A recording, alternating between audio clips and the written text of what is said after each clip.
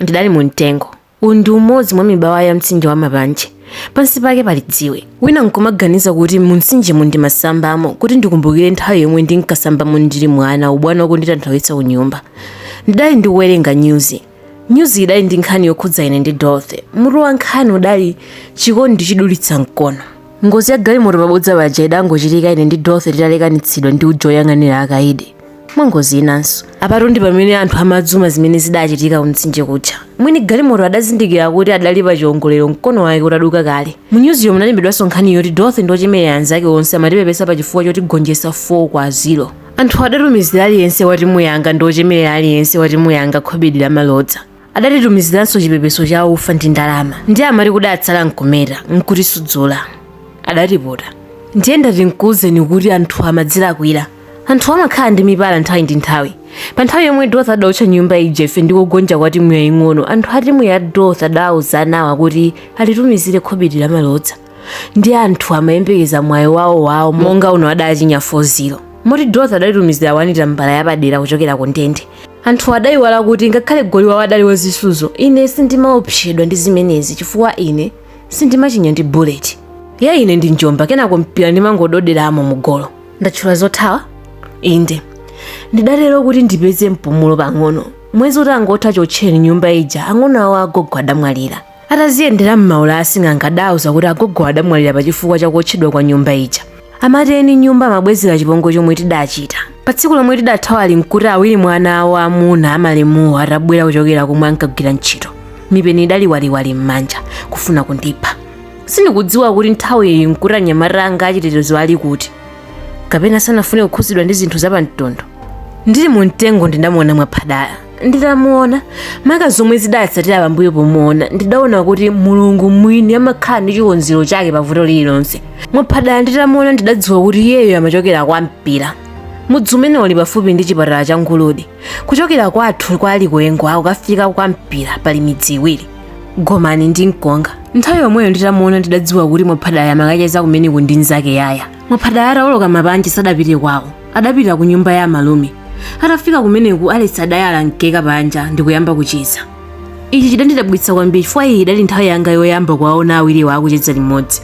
Nanga Alex amamuza nzakeyo za zomwe adatenga kuchokera ku Nzuzu. Ndimazifunsa m'mutu mwanga mafunso. Nayo news ndinkawerenga ija idagwera pa dziwe paja. Sindidatsike kuti ndikayitenge. Ndidali ndi ntchito ndi hede ulu amene ndinkamva ngakhale ndidali patali ndi anamwaliwa.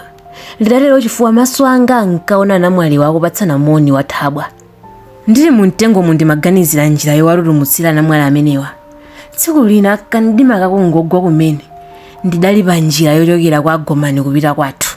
Pomwe ndidayima panali pafupi ndi manda amwe a Gomanimu. Chakumanja kwanga kunali njira yopita kumandako. Posakhalitsa ndidamuona Mwaphadala amachokera kwa Yaya. Ine ndidali nditabisala pamalo pomwe wakumana msewu wopita kwathu ndi uwo wopita kumanda.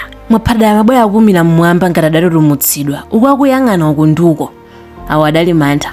Ndipo atayandikira ndidayamba kuvina. Ndili chivinire ndidamudumphira. Wachifamba mayo ine ndikufa ine. Adakuwa Mwaphadala mututumuka chifukwa chakututumutsidwa kwambiri adalibe mpata olimbana nane. Zimaoneka ngati mtima wake udatulukamo. Mtima m'malo amene adali moni. Ndidanena mtima uli m'malo kuti andizindikire mwansanga. Atandizindikira mantha ake anachepa. Kundidzidzimusa kumeneko kufuna chani? Adandifunsa Mwaphadala. Ngati sunduza zona zenizeni zokhuza Dorothy lero umva madzi. Wadabwa chani? Ndadabwa chani? Nchifukwa chiyani Dorothy atamenya Elida kuchitsime iweyo sudandiuze? Unandilemba ntchito?